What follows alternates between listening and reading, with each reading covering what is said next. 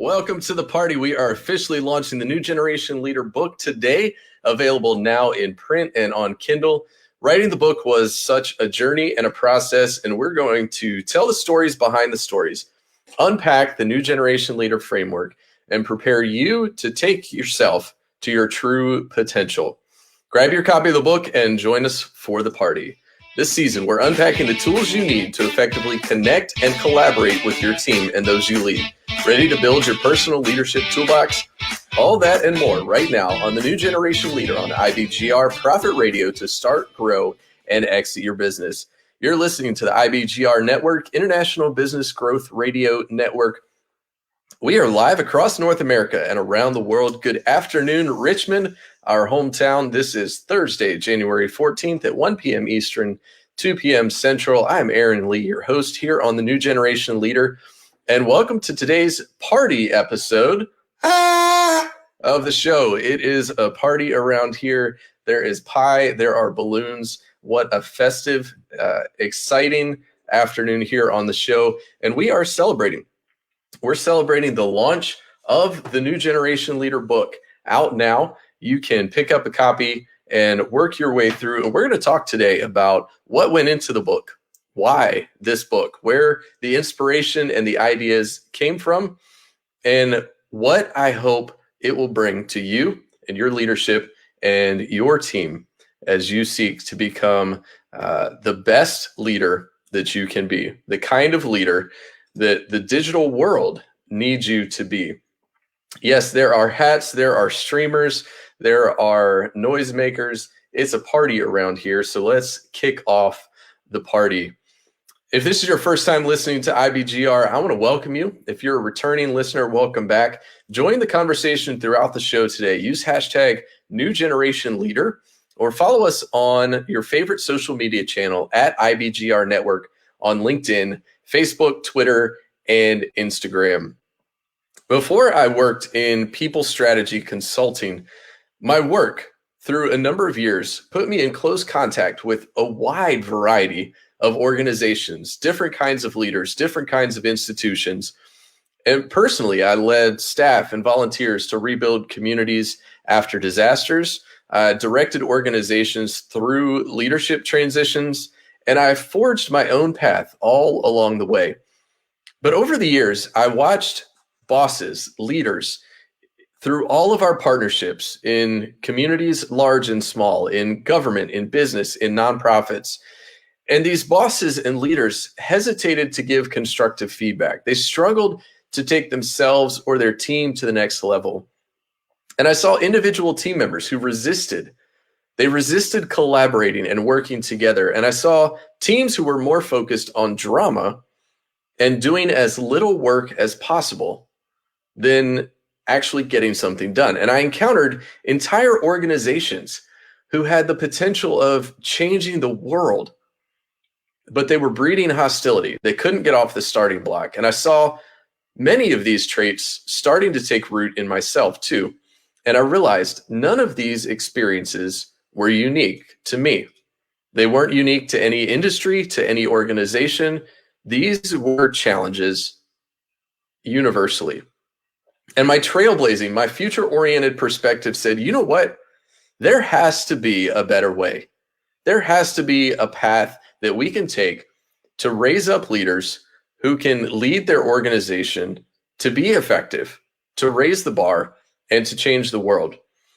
And along the way, as I look back over the past few decades, I recognize people in my path, people who invited me, who invested in me, and the overwhelming motivation for me to write this book was that I recognized the investment that those people made in my life, what it meant for them to spend time with me, to invest in me, to invite me into a next level opportunity. And I want to make sure that all of us are taking the time right now to invest in the people around us so that they can become new generation leaders right now, that they can begin to put the building blocks of leadership together in their own lives so that they can make a difference in their work, in their community, in the work that they are doing. So as we talk through the book today, I want to go back to the very beginning. And honestly, this was a part of the process that I had forgotten about. But as I looked back through the Notes app on my computer, I dug up the original outline I wrote for this book. And I wrote it about 13 months ago, December of 2019. I put the first outline together. To be honest, I'm not sure why or when or what in that moment said, hey, let's put together an outline for a book. But I did. And then just a few short months later, COVID shut the world down. We all grinded to a halt. And as I looked around me, as I considered what my life would be like, what was I doing through this season of COVID when habits and rhythms were changing? We had time. I thought, where can I invest my time? And my mind went back to that outline. And so I took a look at that outline. I started to pull from things I had already written, and I sat down over a few months and wrote the content of the book. And you would think, great, you wrote the content of the book. This honestly was probably by May or June. I had pretty much wrapped up the bulk of the content. But oh no, that was not the end of the journey. That was far from the end of the journey because, as you realize right now, it is now January and the book is just now releasing. But I want to say a few thank yous at this point. Throughout that process, there were a number of people who helped spark something in the journey of this book.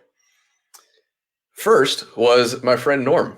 And I mentioned my friend Norm numerous times throughout the book. Norm and I have had a great opportunity to connect, collaborate, work together in disaster organizations over the past decade. And Norm and I got to work side by side, both locally and at a state level, in helping organizations collaborate and respond to disasters. Norm's a few decades older than me, as I write in the book.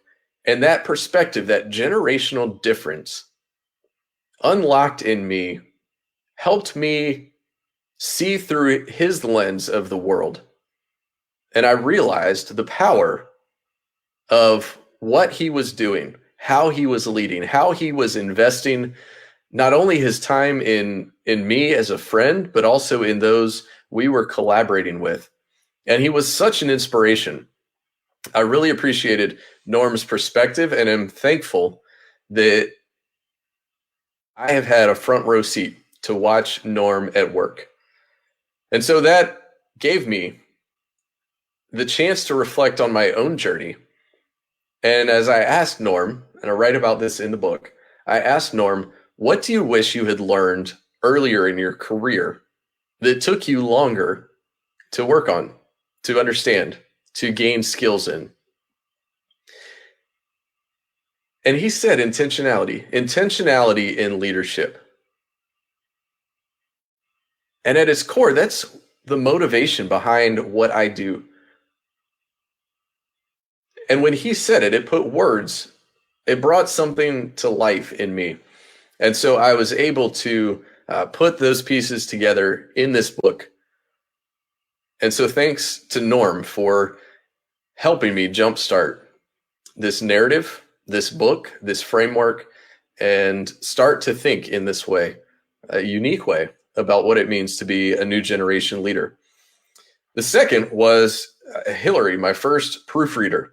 And she read and highlighted and underlined very specific sections of the book. And she highlighted those in a way that helped me recognize, hey, this might actually be something. You know, that thought process you always have of, is this worth it? Is this something that people need to read? And Hillary was one of those first eyes on the book, and helped me recognize that this was going to be useful, helpful, and fruitful. And so thanks to Hillary. I can't say thank you enough to my wife and girls. You will see them and meet them throughout the show today as we party together here. They have been such a source of encouragement all throughout.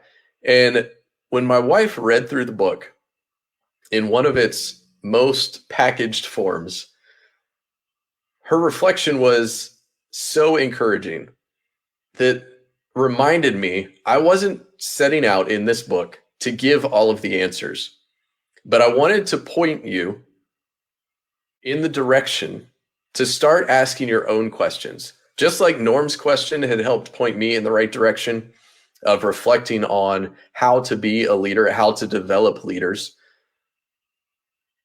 Kim, my wife's reflection helped me realize that this book was about you asking your own questions.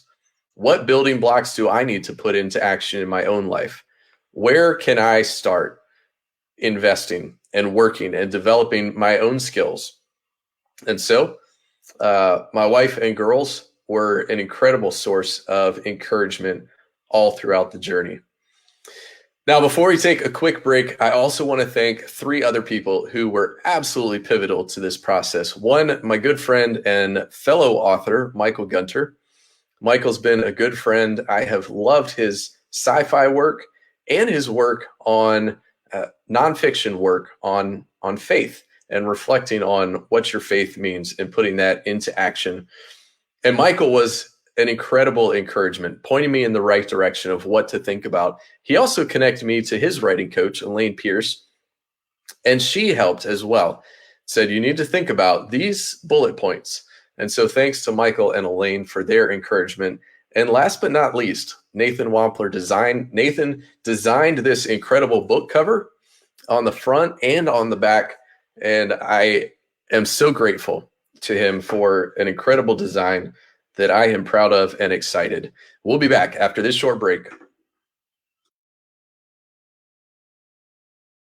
Hey, thanks for watching the live stream of the book launch party today on Facebook, LinkedIn, and YouTube. We're going to take a short break here on IBGR while the radio station runs through their ads, and we'll be right back after a short break. Thanks for watching, and thanks for being part of the party today.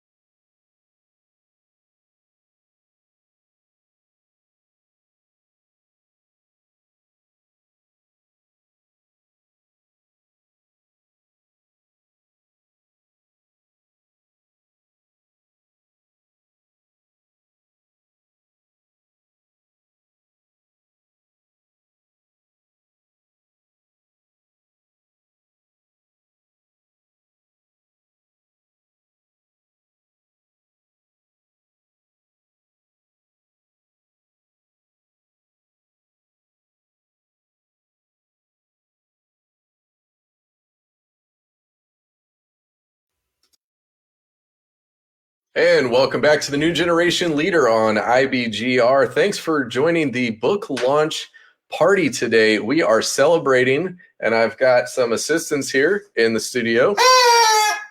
Hey, it's a party around here. We've got pie, we've got balloons and streamers and all sorts of celebrating today, because today we are celebrating the launch of the New Generation Leader.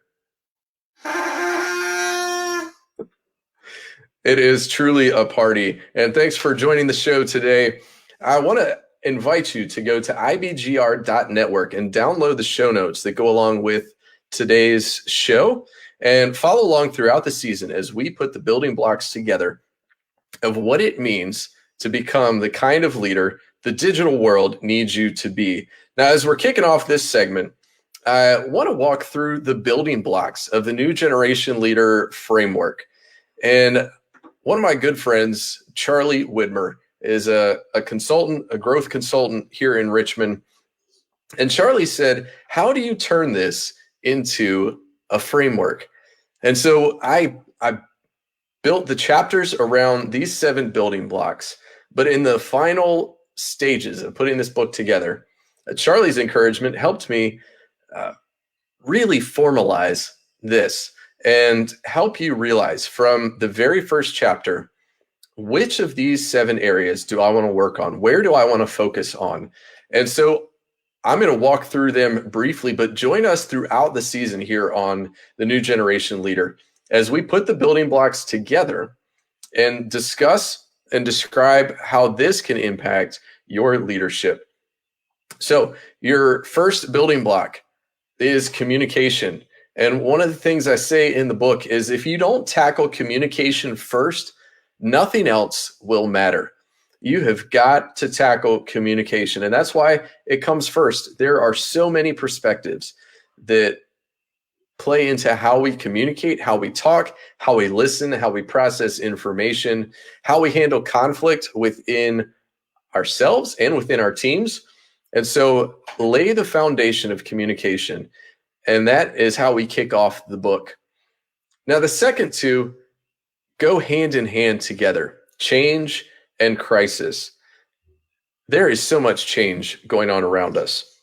And technology has made that pace all the more rapid.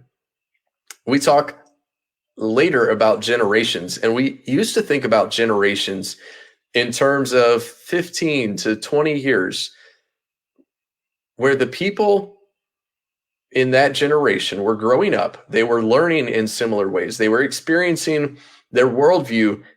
It was being shaped by specific current events.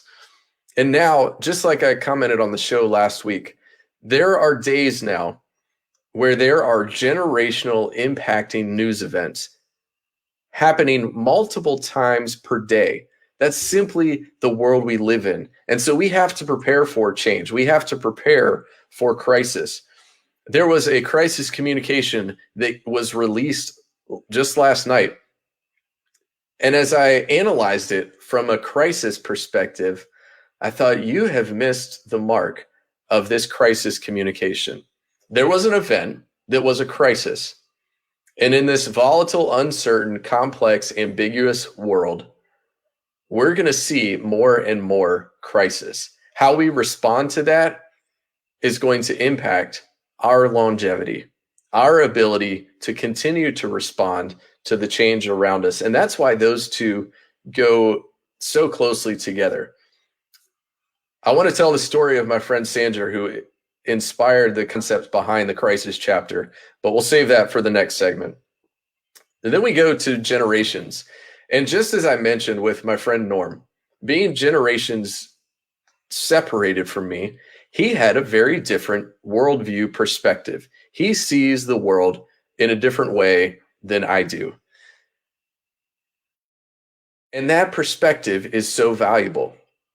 When you layer on our different perspectives on communication, and you multiply that by the number of generations, you start to see how complex our teams can be, how complex our worldviews are. That if we think everybody sees the world the same way we do, we're missing out. We're missing out on a rich, rich world out there. And so as we talk about generations, it's important to understand your own, but it's important to tap into other generations. In one of my professional roles, the disaster role, the same role where I met Norm, Norm was not the only person decades older than me who I interacted with.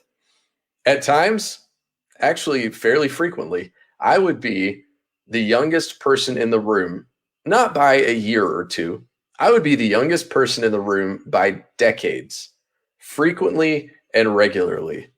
And so it gave me that opportunity to connect with other generations, to tap into their perspectives. I had to understand how they were wired, how they saw the world. And it was truly a two-way relationship where I was able to offer a unique perspective, a different worldview than they brought to the table, which helped us, I believe, create a stronger, more vibrant organization and the work that we were doing. All right, next up is the circle. And I talk in our work a lot about the circle and the circles of influence that we have. Some people will say not everybody is a leader, and I say that is false. And here's why. Because all of us at the very core are leading ourselves. And we have to make choices every single day about how we lead ourselves. But beyond that circle of ourself, we have core key relationships. Maybe it's your family, maybe it's your friends, maybe it's your roommates, maybe it's classmates, coworkers, neighbors. Those relationships can come from many different places.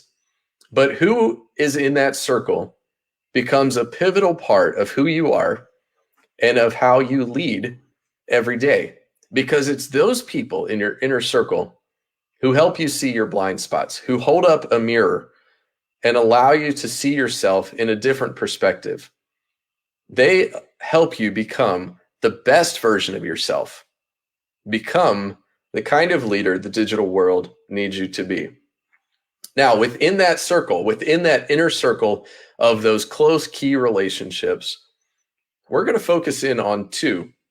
And that's what we focus on in the champion section of the book, is that we need to have those people who we are investing in, but we also need to be invested in by someone. So who is the champion in your life? And who are you championing? We're going to cover that later on throughout this season as we cover all of these building blocks. So make plans to join us back for that episode later on. And hey, get a copy of the book and read the chapter on champions and see who the champions are in your life. Make sure you find a champion for yourself who can help you gain a different perspective, but also find someone who you can champion and invest in. And then last but not least, the table. I have talked about the subject of neighborhoods and communities. In fact, I was even with one of our clients this morning having a conversation as we were having a one-on-one coaching conversation, and the subject of community came up. And for this business owner, he wanted to make sure that community is first and foremost celebrated by their business, that this is one of the key core values of their business. How we interact with people around a table changes our ability to communicate. It's no longer a positional, influential relationship. We sit down at a table and share a meal together. One of my workplaces had the great habit of having meals together, whether it was outside at the courtyard in the nice season or inside on the couches in the lounge meeting area of our office. This team gathered around the table together frequently. And as I talk about in the book, there are instances, experiences where I was able to sit down around the table with someone very different from me. We were around the world. And sitting down and having those conversations allowed us to get to know each other. We had an insight into each other that we were able to tap into, that we were able to learn about each other, about each other's worlds, and see the world through somebody else's eyes.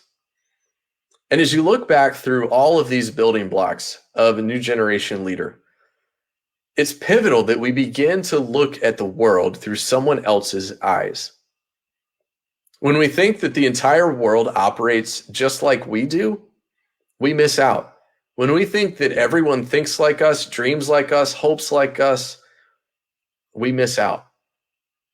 There is a richness and a vibrancy around the world that, because of this increasingly international world we live in, where every corner of the world is at our fingertips, on our doorstep, we have an opportunity to connect like never before. Last Friday, I had a chance to wrap up my week with 2 meetings. And while I wish I had been able to go to Belfast, Ireland, and to Bermuda, unfortunately, I had to travel to those places by Zoom. But it's one of those instances where you recognize just how broad and rich and wide our world is. We had great conversations with new friends I met through the Synapse Network in Belfast, and then 2 IBGR hosts in Bermuda. Being able to connect across the world gives us a great view of what could be as we take our leadership, our businesses, our work to the next level. So after this short break, we're going to come back. I'm going to tell you a few more stories. We're going to share a few more quotes from the book. And then we'll keep celebrating today on the New Generation Leader book launch release party here on IBGR. We'll be right back.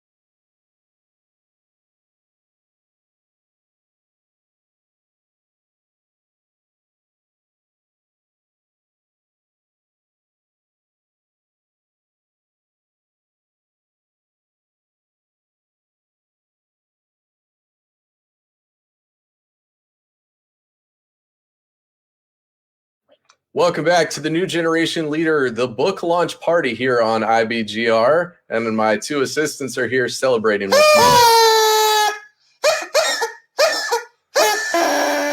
What a party. What a party here today on IBGR. Thanks to my girls for joining us. And we are back on the book launch party today talking about the New Generation Leader, out now. Get your copy of on the Kindle at Amazon.com or on the newgenerationleader.com. You can get the print edition. So grab your copy and join the conversation as we seek to become the kind of leaders the digital world needs us to be. And I'm excited to be kicking off the party. And yes, there is pie, there are balloons. It's quite a celebration in here today. So thanks for tuning in. Thanks for joining the show. And as we kick off this section, I want to highlight a few of the quotes from the book. And here's one. This was one of my motivating factors in writing the book. We've talked about what I wish I had learned earlier, picked up earlier. I am so grateful to people all the way back to Mr. Sawaya in 10th grade who said, Aaron, I would like for you to go to this leadership conference. People like Mr. Sawaya, my grandmother, they invited me into something. They introduced me to people and put me in situations where I was able to learn and grow. But what I'm finding as I coach leaders, as I meet with teams and organizations, is that, here's the quote, time and time again, we find leaders making promotions and filling a new role on their team without providing the training, experience, or feedback to get this new leader on the right track. And let me tell you, I've experienced this myself. I've been in that seat, and it feels awful. It feels awful to feel like you don't have the tools that you need to succeed. So what if we put this process in the right order? Instead of identifying someone who we think needs to be promoted and then promoting them and then equipping them, what if we reversed those last two pieces? What if we identified the people we needed to develop and equipped them with the tools that they needed, the building blocks to become new generation leaders, and then we promoted them? Then we elevated them to a new position where they were able to become their best. Now you look and see people who have developed other leaders, who have invested their lives in other people, and I am amazed. I met with a nonprofit board last night who's working on a strategic plan, and their organization is centered around investing in the lives of high school students, high school girls, and their mentors invest significantly in those high school girls throughout their high school journey until graduation. It's that kind of intentional, deep investment that can change our communities, that can change our businesses and our organizations and the world. One of those leaders I met along the way, about a year and a half ago, I met Sandra Finley. Sandra is the president and CEO of the League of Black Women. She's a community advocate, leadership development expert, a coach, a guide, working to change communities across our country. And Sandra and I were partnered up together for a development weekend at a conference. And listening to Sandra unpack the concept of VUCA, which was developed by the War College to describe the volatile, uncertain, complex, ambiguous world that our troops were encountering, well, it's now become a concept that's become so widely known. Now, before Sandra mentioned it, I had never heard of this concept before. But as is often the case, once you hear something, then you see it and hear it everywhere.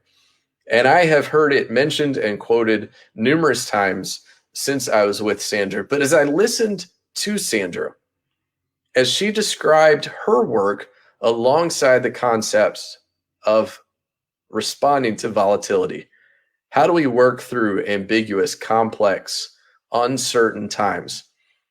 How do we respond to these situations as they come at us from all different directions? She highlighted the investment, the importance of investing in people, in having like that building block of the champion, that we have a champion and that we make the choice, the conscious choice to be a champion. Sandra is an incredible force to be reckoned with in our world. And I'm so grateful for that opportunity to meet her, to collaborate with her, and to quote some of her work in The New Generation Leader. One of the other inspiring voices, I don't mention Ngwiza by name in the book, but I talk about an experience I had in Africa. We had an opportunity to travel to Zimbabwe. And if you know anything about the political situation in Zimbabwe, it's been fairly volatile for the past 30 or 40 years. President Robert Mugabe significantly impacted the strength and vitality of that country. And so it was a challenging time to visit. We, as I mentioned in the book, were detained for a period of time. Thankfully, some of Ngwiza's colleagues were able to work out that situation, and we were able to not spend the night in jail, though we did have a visit with the police in the police station. But that story aside, one of the great experiences of my life, as I mentioned, sitting around the table can have such an important impact on what we learn, on how we see the world. And sitting down, I stayed at Ngwiza's house. And Ngwiza and his daughter hosted us, my roommate and I, for our time there. And every morning we sat down at the table. And we didn't just sit down at the table alone to eat. We sat down together, the four of us, and had some significant, deep conversations as Ngwiza shared his story, his perspective, his life journey and worldview as a community leader and truly a global leader. And Ngwiza's perspective as an African was very different than mine. And being able to sit down at the table together, we were able to enjoy a meal, enjoy our breakfast, but learn deeply about each other. Now, as I look at Ngwiza, one other relationship that I see there is Ngwiza's relationship with Alistair. Alistair is originally from Scotland. He was living here in Virginia when we traveled to Africa. And so Alistair traveled with us.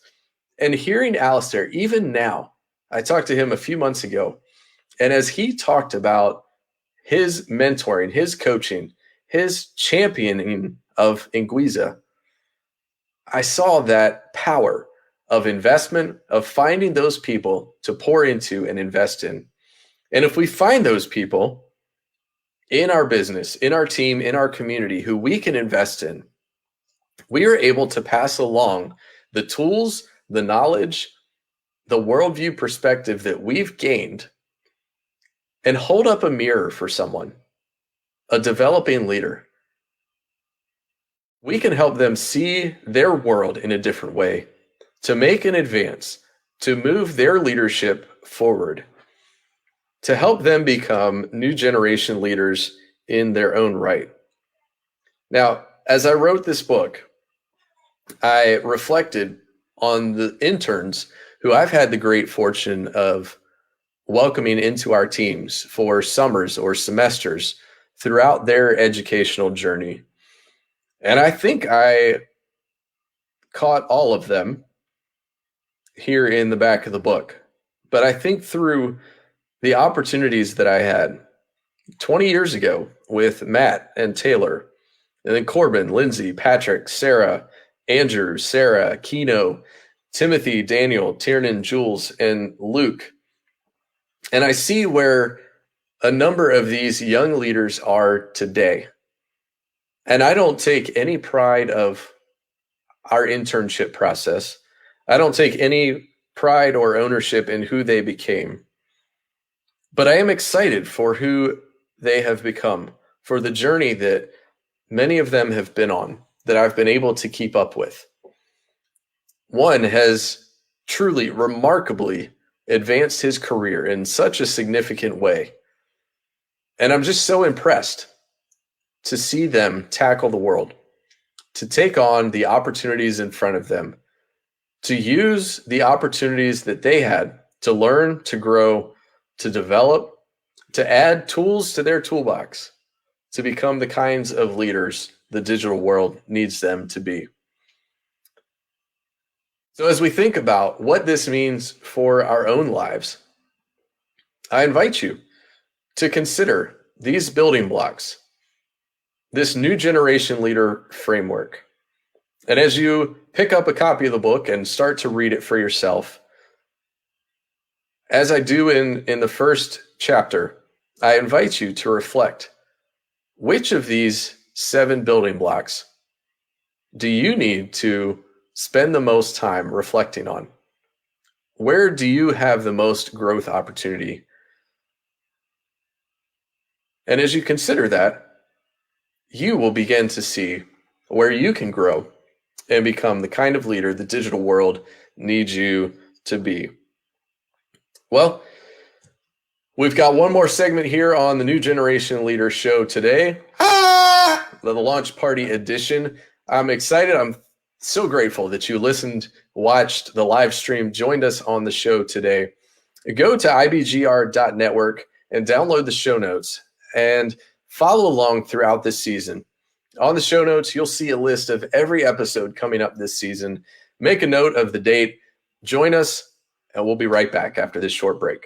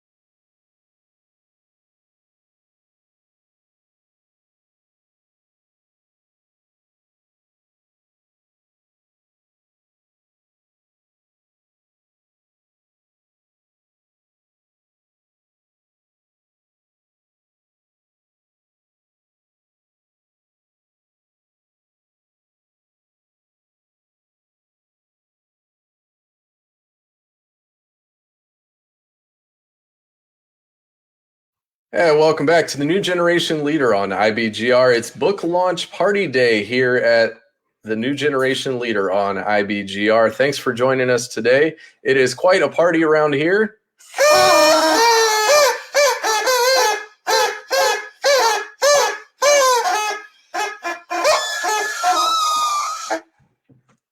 If you're not excited already, I hope you are now. It is an exciting time. The book is live and in print. You can pick up your copy today on thenewgenerationleader.com, or if you're an ebook reader, stop by Amazon and get that for your Kindle app. Well, this has been a fun show as we walked through the framework of what a new generation leader is, the chapters that we've laid out in how to become the kind of leader the digital world needs you to be. And as I think back through this entire journey, what it means for our organizations, for our businesses, for you as a business leader to invest in becoming the kind of leader the digital world needs you to be, you can become a truly transformational leader worth following. And this is not about, as I mentioned earlier, finding all of the answers, but this book is about pointing you in the direction to start your journey of transformation, of becoming the kind of leader you want to be, and truly taking your business to the next level. And so as you join us throughout this season, we're going to walk through each of these building blocks of a new generation leader. Next week, we're going to talk about culture, what it means to build an organization, a business that has an impact, that is truly making a difference, that your culture is something that is impacting not only the lives of your employees, the work and lives of your customers, but at the end of the day, as we talk about here on IBGR, Profit Radio, it has an impact on the bottom line of profits. And there is a focus on quality, of increasing our intentionality that allows us to truly change the world through our businesses and through our leadership. So I hope you will start and join this journey. Start your journey to become a new generation leader. Join us along the way as we seek to take your leadership to the next level. There are so many great snippets from this book. As I think back through the stories behind the stories, the people who I quote, the leaders who have influenced my reflection on this process of becoming the leader I am today. And I recognize that I am not anywhere close to being finished on that journey. I'm nowhere near perfect. We are all on a continual journey of growth as we become this new generation leader. But I want to go back to the very first page. I've mentioned Mr. Sawaya, one of my high school teachers, who picked me out of our 10th grade class. And this is the story I start the book with. But here's the story behind the story. Mr. Sawaya invited me, selected me out of our 10th grade class to attend a youth leadership program. And about 5 years after I attended, I was able to return as a facilitator. And then just last year, I was able to return as a presenter and continue investing. And it's one of those experiences that brought me full circle. And in the process of writing The New Generation Leader, it's some of those full circle experiences that remind me of the journey that I have been on, that this is not a quick and easy process. It is step by step, one block at a time, as we build our lives and our experiences and become the kind of leaders we are today and continue this journey to become the kind of leaders we will be tomorrow. And so I hope as you consider the building blocks of a new generation leader and where you are headed, where you need to focus and work on, I also hope that you will take a look back at your own life and your own experience and see who were those individuals who invested in you, invited you into something, offered you an opportunity to take your next step of leadership growth and development, and consider what impact that had on you and how you can do the same thing for someone else. Well, as we wrap up the show today, we're heading towards the close, and I think it's party time. What do y'all think? Yeah! Thank you to our good friend Sarah at Pie Y'all. If you happen to be in Central Virginia and love pie, as I do, make sure to go to pieyall.net. Sarah is a good friend. In fact, one of my good friends and business colleagues and partners got these pies for some of his clients. So I hope that will be an opportunity, something that you consider sharing pie. And so I'm going to share some pie right now. Celebratory pie. The book is out. The balloons are falling. And this is an exciting party. Truly a celebration. And it is really amazing to see this book in print, to have copies going out in the mail, and knowing that teams, as the confetti cannons go on behind me,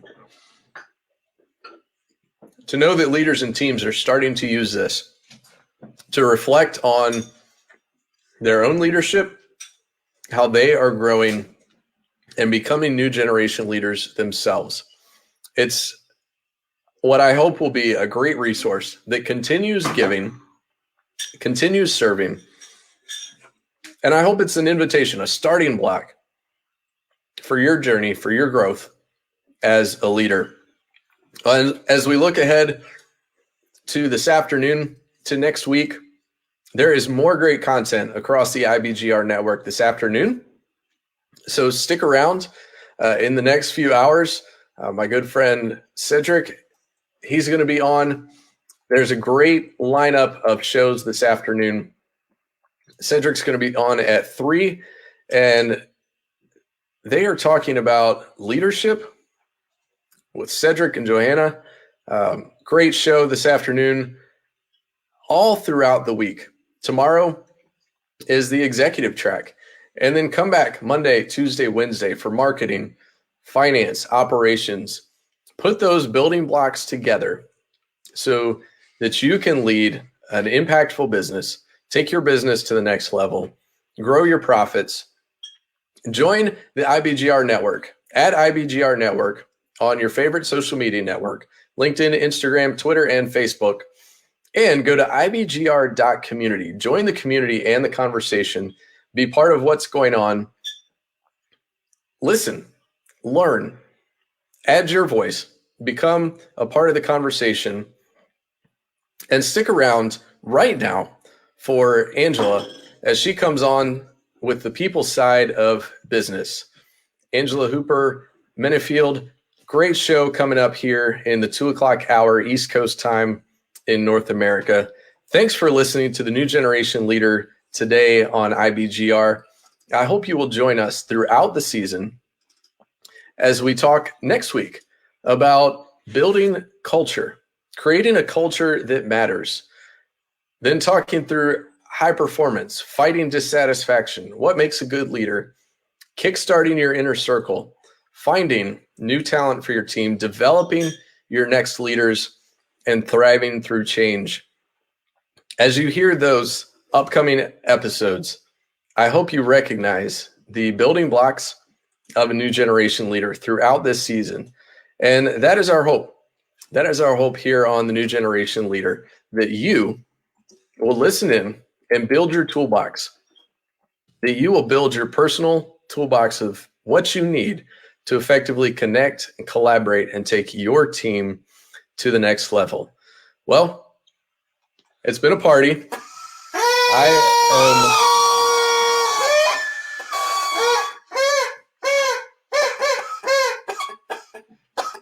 glad you listened into the show today. If you've got balloons, if you've got streamers at your house, join in the party. I wish I could share the pie with all of you, but alas, I cannot. So thanks for listening in today. Thanks for tuning in all throughout this season to IBGR. Thanks for tuning in to the New Generation Leader. I'd love if you would grab a copy of the New Generation Leader on Amazon.com or at thenewgenerationleader.com. Join the conversation. Start to become the kind of leader the digital world needs you to be. And as you reflect on what we've talked about today, I hope you will think about this closing thought. When we equip new generation leaders with the tools they need before they step into the role, their impact and influence on their team is multiplied out of the gate. So who can you invest in? Who can you champion and help take their leadership to the next level, not only for them, but also to help grow your business? And one of my favorite parts in the new book is the dedication. And so we'll close with this today. I've dedicated the book to Tegan and Emery, my two girls who you have seen here on the show today. I can't wait to see them, you girls, Tegan and Emery, become new generation leaders. Thanks for watching the New Generation Leader on IBGR. Thanks for tuning in today to the party. And I hope you have a great week. We'll see you next week on the New Generation Leader on IBGR.